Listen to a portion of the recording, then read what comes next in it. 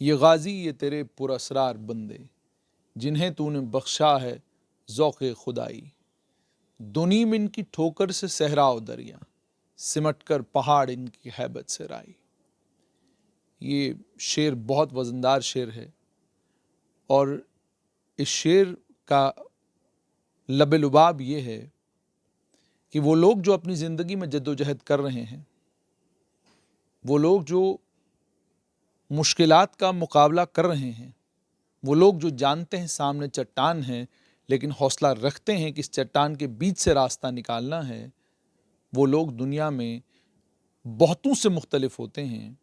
और खुदा, Waheguru, Jesus Christ, भगवान, जो मर्ज़ी आप नाम ले लें, उसने उन लोगों को कुछ ऐसा ख़ास बख्शा होता है जिस बख्श की वजह से वो अपनी ज़िंदगी में इतना कुछ कर जाते हैं कि मेरे और आपके लिए मिसाल बनते हैं। और हम ऐसे ही मिसाली किरदारों से जब मिलते हैं तो वो जो थोड़ा सा हमारे मन के अंदर कभी या हमारे दिल के अंदर कभी ये ख्याल आता है कि शायद मंजिल दूर है, छोड़ देना चाहिए, अब और कितनी मेहनत करनी है, अब और कितना दौड़ना है, तो हमारी हिम्मत बन जाती है। हम ये कहना शुरू करते हैं, अगर इसके लिए ये मुमकिन है तो हमारे लिए भी ये सब कुछ करना मुमकिन है। मेरे साथ इस वक्त जो है वो जादू है, और जादू का नाम है मिरेकल। मिरेकल, बहुत बहुत शुक्रिया हमें वक्त देने के लिए। Thank you. मिरेकल, मुझे ये बताएं, अब मिरेकल के बारे में सबसे पहले मैं आपको ये बताऊं कि मिरेकल ने 98% से ज़्यादा नंबर अपने मैट्रिक के इम्तिहान में लिए हैं। मिरेकल एक ख़ास मेहमान है मेरे और एक ख़ास दोस्त है मेरे। लोग दो आंखों से दुनिया को देखते हैं, मिरेकल को ऊपर वाले ने ये बख्श दी है कि वो दुनिया को आपसे और मुझसे बेहतर, जो थोड़ी सी रोशनी उनके पास है, उससे देखते हैं। मिरेकल, सबसे पहले मुझे ये बताओ कि ये कभी किसी वक्त ये लगता है कि अगर रोशनी थोड़ी और ज़्यादा होती तो शायद दुनिया और खूबसूरत दिखती? नहीं, पहले कभी कभार ऐसा लगता था, बट अब तो डिपेंड सारा मेहनत पे है। अगर कोई मेहनत करेगा तो अभी भी, अगर कोई किसी को कुछ अचीवमेंट हासिल करनी है, अगर उसे कुछ प्लेटफॉर्म मिले तो अपने वो टैलेंट को दिखा सकता है। मिरेकल, मुझे ये बताएं कि आप इस समय पढ़ कहाँ रहे हैं? मैं इस समय देहरादून में राजपुर रोड पे NIVH जो एक संस्थान है, सेंट्रल गवर्नमेंट का संस्थान है, वहाँ पे मैं इस समय पढ़ाई कर रहा हूँ। ठीक है, तो मिरेकल कब गए वहाँ, कितने साल हो गए वहाँ पर? मैं वहाँ पे 4 जुलाई 2011 में गया था। वहाँ पे मेरा 11th ईयर स्टार्ट है। अच्छा, 11 साल आपको वहाँ पर पढ़ते हुए हो गए। तो 10th में आपने 98% से ज़्यादा मार्क्स लिए हैं। पहले तो ये क्या ये ऑनलाइन इम्तिहान था आपका या रिटन एग्जामिनेशन था? आपने पूरा पेपर लिखा है और लिखने के बाद आपको ये नंबर मिले? रिटन एग्जामिनेशन था। हाँ जी। अच्छा, पांचों सब्जेक्ट्स के पेपर हुए थे या कुछ सब्जेक्ट रह गए थे और कुछ के हो गए थे? हमारे जैसे कि आप सभी को पता है, CBSE ने एक फॉर्मूला तैयार किया था। वो पूरी इंडिया के लिए एक जैसी गाइडलाइंस बनाई गई थी, तो उसके बिहाफ पे जो हमें है पूरे मार्क्स दिए गए, जिसमें कि हमारा प्री बोर्ड, हाफ ईयरली सब कुछ ऐड किया गया। वही मैं कह रहा हूँ, वो प्री बोर्ड और हाफ ईयरली आपका हो गया, और प्री बोर्ड और हाफ ईयरली में आपका परफॉर्मेंस कैसा था? काफ़ी अच्छा था। हाँ जी। अच्छा, मतलब आपको क्लास के सबसे ज़हीन, सबसे इंटेलिजेंट बच्चों में से माना जाता है? ये जैसे मैं अपनी क्लास में सबसे नालायक था, तो नालायक बच्चों में आपको डाला जाता है? हाँ जी, लगभग। अभी इससे पहले मैंने अभी तक क्लास में भी हमेशा टॉप किया है, और हमेशा लगभग 90s में परसेंटेज रहे हैं, लेकिन इस बार फर्स्ट टाइम मतलब 98 स्कोर किया। अच्छा, फर्स्ट टाइम आपने 98 स्कोर किया। अच्छा, इस 98 को स्कोर करने में आप सबसे ज़बरदस्त क्रेडिट किसको इसका सारा देते हो? क्रेडिट इसको सभी को लगभग थोड़ा थोड़ा जाता है। चलो थोड़ा थोड़ा किसको देते हो? फैमिली, मम्मी पापा, भाई बहन, और सबसे ज़्यादा क्रेडिट मेनली टीचर्स को जाता है, क्योंकि यहाँ पे JNK में पिछले साल नेट का भी काफ़ी प्रॉब्लम रहा। हम अपनी क्लासेस कंटिन्यू नहीं कर पाते थे, या अगर करते थे नेटवर्क इशू आ जाता था कभी कभी। तो जितने भी मेरे टीचर थे वो मेरे को प्रॉब्लम को समझते हुए और हमेशा मोटिवेट करते थे, और व्हाट्सएप पे भी पर्सनली वो हमें पढ़ाया करते थे, या अगर कोई क्लास में चीज़ नहीं समझ आए तो वो हमें बाद में व्हाट्सएप के मीडियम से हमें समझाते थे। अच्छा, समझ आती थी पूरी? ध्यान पूरा किताबों के ऊपर होता था, या ये कि यार ऑनलाइन क्लासेस हैं थोड़ा मस्ती भी कर ली जाए? नहीं, ध्यान पूरा किताबों पे ही होता था कि पिछले साल इतना ऐसी सिचुएशन आ चुकी थी कि हमारी जो बुक्स हैं, ब्रेल बुक्स, वो भी वहाँ से पोस्ट होके ट्रेन के मीडियम से यहाँ तक आने में लगभग 1 महीने तक का टाइम लग गया था। तो उस दौरान हमने अपने काफ़ी स्टडी ज़्यादातर यूट्यूब से की, ई बुक से हमने पढ़ा, और हमारी ब्रेल बुक्स हमारे पास तब आई जब हाफ ईयरली एग्ज़ाम हो चुके थे लगभग यहाँ होने वाले। ब्रेल बुक्स तब आई जब हाफ ईयरली एग्जाम हो चुके थे, फिर क्या किया? उसके बाद फिर हमने हाफ ईयरली एग्ज़ाम के बाद लगभग मैंने पढ़नी स्टार्ट की थी वो। बट उसके बाद भी मैंने अपनी वो पूरा कोर्स ब्रेल बुक से ख़त्म करके 2 बार, और वैसे पूरा कोर्स 3 बार कंप्लीट कर लिया था with in 7 to 8 month. With in 7 to 8 months ये सारा कोर्स आपने कंप्लीट किया। तो मिरेकल को पढ़ने के अलावा भी कुछ करते हो या पढ़ते ही रहते हो?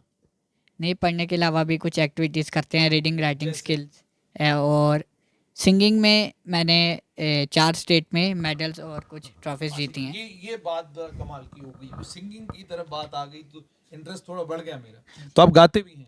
हाँ जी। मतलब कैसा गाते हैं? सुर लगा के गाते हैं या मेरी तरह?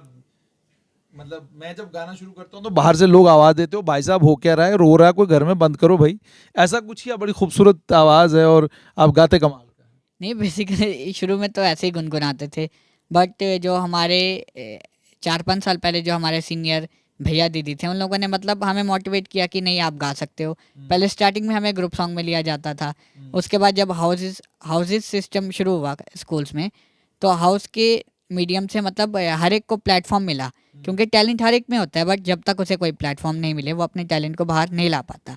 तो इसी तरह से आहिस्ता आहिस्ता स्टार्ट हुआ, और उसके बाद मैंने तीन नेशनल कंपटीशन में पार्टिसिपेट किया। एक मैंने कानपुर में किया, एक जयपुर में किया, और एक मैंने उड़ान आइडल जो एक की ऑनलाइन प्लेटफॉर्म है रेडियो का, उस पे एक शो है उड़ान आइडल, रेडियो उड़ान का, उस पे मैं फाइनल तक, उसके फाइनल राउंड तक पहुंचा और टॉप 5 बच्चों में आया, जो कि हमारा फरवरी में 2018 में मुंबई में ऑर्गेनाइज किया गया था। अच्छा, तो ये मुझे पता चल गया कि आप गाते बहुत अच्छा हैं। तो मतलब कुछ थोड़ा सा जो हमारे दोस्त लोग आपके साथ जुड़े हुए हैं उनको थोड़ा सा पता चले कि ये जो माँ सरस्वती ने कोई आशीर्वाद आपको दिया है, तो पता चले कि आशीर्वाद कितना ज़बरदस्त दिया है। हाँ जी। थोड़ा सा कोई एक लाइन कोई गुनगुना दे कुछ। इशारों इशारों में दिल लेने वाले, बताइए हुनर तुमने सीखा कहाँ से, निगाहों निगाहों में जादू चलाना मेरी जान सीखा है तुमने जहाँ से, इशारों इशारों में दिल लेने वाले, बताइए हुनर तुमने सीखा कहाँ से, मेरी जान सीखा है तुमने कहाँ से। एक बहुत खूबसूरत शेर है, कहा कि कोई काबिल हो तो हम शान कई देते हैं, कोई काबिल हो तो हम शान कई देते हैं, ढूंढने वालों को दुनिया भी नहीं देते हैं। यानी कोई काबिल अगर है तो ऊपर वाला कहता है कि हम उस इंसान को शान कई देते हैं, और ढूंढने वाला हो कोई तो उसको दुनिया भी नहीं देते हैं। तो वाकई काबिल हैं तो शान मिली है, और ढूंढा है तो आसमान मिला है। मिरेकल, वाकई मिरेकल हो आप। अच्छा, मुझे ये बताओ कि ये गाना रेगुलरली गाते हो या मतलब कभी मन किया तो गुनगुना लिया? नहीं, वैसे मैं रेगुलर ही करता था, मैंने अपना एक यूट्यूब पे चैनल स्टार्ट किया था मिरेकल म्यूजिक वर्ल्ड के नाम से। लेकिन पिछले बस 1 साल से थोड़ा स्टॉप किया था अपनी 10th क्लास के बिहाफ पे मैंने, कि 1 साल ज़्यादातर मैंने अपनी स्टडी पे फोकस किया है। और अभी मतलब 11th क्लास में मैं उसे दोबारा से स्टार्ट करूँगा और उस पर और वीडियोस डालूंगा। अच्छा, जो वीडियोस डाली हैं ट्रैक्शन आ रहा है, लोग देख रहे हैं वीडियोस, या कोई उतना रिस्पॉन्स नहीं आ रहा? फिलहाल तो मतलब इतना रिस्पॉन्स नहीं था, सब्सक्राइबर थोड़े कम थे, 100 समथिंग थे मेरे। क्या नाम है आपके चैनल का? Miracle music world. Miracle music world है जी, यूट्यूब चैनल है, मिरेकल का है और उसको सब्सक्राइब करना बनता है। ओरिजिनल आवाज़ है, बहुत खूबसूरत आवाज़ है। मैंने कहा ना, है ऊपर वाले की मेहर, तो आप लोगों ने भी मदद करनी है मिरेकल की, ताकि मिरेकल वाकई मिरेकल बने। मिरेकल 10th में आपने 98.2% यही परसेंटेज है ना? हाँ जी। तो मिरेकल कौन सा सब्जेक्ट ऐसा है जो तुम्हें लगा कि ये तो बिल्कुल आसान है, और कौन सा सब्जेक्ट ऐसा था जो तुम्हें ऐसा लगता था कि ये तो जिन है, ये तो भूत है, इससे दूर रहना है? इंग्लिश हिंदी था वो, मतलब मध्य मीडियम था, उसमें मेरे को पता था स्कोर कर जाऊंगा, उसमें कोई प्रॉब्लम नहीं थी। और म्यूज़िक और सोशल साइंस जो मेरे को लगता था कि ये मेरी परसेंटेज यही बढ़ाएगा सब्जेक्ट, ये दोनों मेरे लिए एक अच्छा साबित होंगे। और एक सब्जेक्ट में मेरे को सबसे ज़्यादा डर था, वो था मैंने संस्कृत लिया था। अच्छा। और संस्कृत में मेरे को शुरू में थोड़ी प्रॉब्लम थी, आई थिंक, मतलब प्रॉब्लम भी नहीं थी, बट पहले जितना हम पढ़ते थे उसको मतलब याद करके पढ़ते थे, इतना समझ में नहीं आ पाता था। संस्कृत भी आपने पढ़ी है? तो लेकिन मैंने 10th में उसमें काफ़ी मेहनत किया है, और जो शुरू में मेरे 80s 85 में मार्क्स रहते थे, उसे आज मैंने 99 मार्क्स हैं आउट ऑफ 100। संस्कृत आप बोल भी लेते हो थोड़ा बहुत? हाँ, लेकिन पढ़ लेते हो? हाँ जी। कमाल की बात है भाई, ये तो मतलब अद्भुत है। आप संस्कृत पढ़ रहे हैं, आप गाना भी गा रहे हैं, मार्क्स भी बहुत अच्छे ला रहे हैं। प्लान क्या है आगे, फ्यूचर में, आने वाले कल में करना क्या है? इसके बाद अभी मैंने 11th-12th में ह्यूमैनिटीज़ लिया है, और आगे मैं बीए प्रोग्रामिंग करूँगा, ग्रेजुएशन अपना, और उसके आगे मेरा यूपीएससी क्रैक करने का मोटिव है, 3-4 बार, जितनी बार भी हो पाए। अच्छा, मतलब नजरें आपने गड़ा रखी हैं यूनियन पब्लिक सर्विस कमीशन के ऊपर, और आपने उस बाबू की कुर्सी पे बैठने का प्रोग्राम बना लिया, तय कर लिया? हाँ जी। अच्छा, तो इसके पीछे कोई मतलब इंस्पिरेशन क्या है? क्यों आप यूनियन पब्लिक सर्विस कमीशन के चक्कर में हैं? करना क्या चाहते हैं यू आईएएस अफसर बन के? सबसे पहले तो यही है कि फ़िलहाल देश की सेवा करना चाहता हूँ, क्योंकि आजकल जितना भी पॉलिटिशियन चल रहा है, अलग अलग गवर्नमेंट्स आती हैं, तो हर कोई अपने अपने हिसाब से वो चलाता है। तो इसके लिए एक देश की व्यवस्था बनाने के लिए एक आईएएस ऑफिसर का सबसे बड़ा हाथ रहता है। तो इसलिए आप आईएएस अफसर बनना चाहते हैं? यार, आवाज़ आपकी बहुत खूबसूरत है, बन जाओ कोई मोहम्मद रफ़ी बन जाओ, किशोर कुमार बन जाओ, कोई आप गाओ, प्लेबैकर सिंगर बन जाओ। ये आईएएस आईएएस आईएएस मतलब करके, तो मतलब वो तो हो भी सकता है ना, तो प्लेबैक सिंगर बनने का शौक? नहीं, मतलब म्यूज़िक है मेरा, पैशन है, बट मतलब उसे मैंने अपना साइड में रखा है। अच्छा, पढ़ाई के वो साथ साइड पे है, साइड। लेकिन निशाना आपका सिविल सर्विसेज है। हाँ? हाँ जी। अच्छा मिरेकल, मुझे एक चीज़ और बताओ कि ज़्यादा तंग और परेशान कौन करता है, पिताजी या माताजी? कोई भी नहीं। कोई भी नहीं। डर के बोल रहे हो इस वक्त क्योंकि सामने बैठे हैं इसलिए? हैं? नहीं नहीं, कोई भी नहीं। कोई नहीं? हाँ जी। बड़ी प्यार मोहब्बत देते हैं? हाँ जी। डांटते फटकारते बिल्कुल भी कभी कभी। नहीं? कभी कभी। डांट भयंकर किसकी होती है, मम्मी की होती है, पापा की होती है? पापा की। अच्छा, भयंकर डांट वो कि मतलब उसका उसका क्या क्या वजह क्या रहती है कि क्यों आपको क्या कहते हैं वो? यही मतलब ज़्यादा कभी कभार पढ़ने के लिए बोलते हैं। कभी कभार ऐसा माइंड होता है कि जैसे कि अगर छुट्टियां हैं हमारी 2 महीने, तो हम कभी कभी ऐसा प्लान कर लेते हैं यार कि अभी जैसे अगर अप्रैल में शुरू हुआ है तो जुलाई में पढ़ूंगा। लेकिन मतलब मैंने अपने 10th में ही जो स्टार्टिंग के, मैंने अप्रैल में ही हिंदी का कोर्स तो मैंने जुलाई से पहले ही ख़त्म कर लिया था अपना एक बार। अच्छा, हाँ जी। मतलब ये आप तो मतलब पढ़ने पढ़ने के चक्कर में ही हैं, बाकी और मतलब अच्छा कोई दोस्त है, कोई दोस्ती वोस्ती किसी के साथ है कोई? नहीं, पढ़ने के अलावा हम हॉस्टल में पढ़ते हैं, और हॉस्टल में काफ़ी इंजॉय होता है, हम फ्रेंड्स हर संडे को घूमने जाते हैं, मूवी वगैरह, मतलब खास दोस्त? खास दोस्त काफ़ी हैं मेरे फ्रेंड्स, सूरज, स्पर्श, अशोक, ये तीनों काफ़ी अच्छे फ्रेंड्स हैं। हम मतलब स्टडी भी एक साथ ही करते हैं, घूमते भी एक साथ है, लगभग रहते भी एक साथ है हॉस्टल। तो मतलब महिलाएं नहीं है वहाँ पे, उनके साथ कोई दोस्ती वोस्ती नहीं? हाँ जी, हैं। हैं? हैं। तो उनके साथ कोई दोस्ती नहीं है? है लगभग सबसे, थोड़ा थोड़ा सबसे बहुत। अच्छा, कुंजुम कुंजुम मतलब बिल्कुल थोड़ा थोड़ा, थोड़ी थोड़ी दोस्ती सबके। वो थोड़ी थोड़ी दोस्ती का क्या मतलब, पूरी पूरी दोस्ती क्यों नहीं? शर्मा रहे हैं। रिस्क है जी, पिताजी सामने हैं इसलिए वो आदर सम्मान सहित आप बोलना नहीं चाहते। अच्छा, तो मुझे ये बताएं आपके सबसे खास दोस्त कौन है? सबसे खास दोस्त तो मेरा बेस्ट फ्रेंड जो सूरज था, बट अभी उसने 11th से स्कूल चेंज किया है, तो अब वो दूसरे स्कूल में है। अब अशोक और स्पर्श, मतलब हम तीनों फ्रेंड्स इकट्ठे ही रहते हैं। अशोक, स्पर्श, आप तीनों फ्रेंड्स इकट्ठे रहते हैं। तो आने वाले कल में आप सिविल सर्वेंट बनेंगे। अंत में आपसे सिर्फ एक चीज जानना चाहूंगा कि एक सपना होता है, मम्मी माता जी सपना बुनती हैं, एक पिताजी का सपना होता है कि भाई मेरा बेटा ये बनना चाहिए। तो आप बचपन से किससे ये सुनते आए हैं कि बेटा मेरा मैं चाहता हूं आप ये बने, जिसके पथ पर आप चल पड़े? मम्मी क्या कहती है, पापा क्या कहते हैं? मम्मी ने तो ज़्यादातर यही कहा पढ़ाई करो। पापा चाहते थे आईएएस ऑफिसर बनाना, बट शुरू से स्टार्टिंग से मैंने इतना इस बारे में इंटरेस्ट नहीं लिया, क्योंकि शुरू में पता नहीं था कि आईएएस ऑफिसर क्या होता है, इसके लिए क्या करना चाहिए।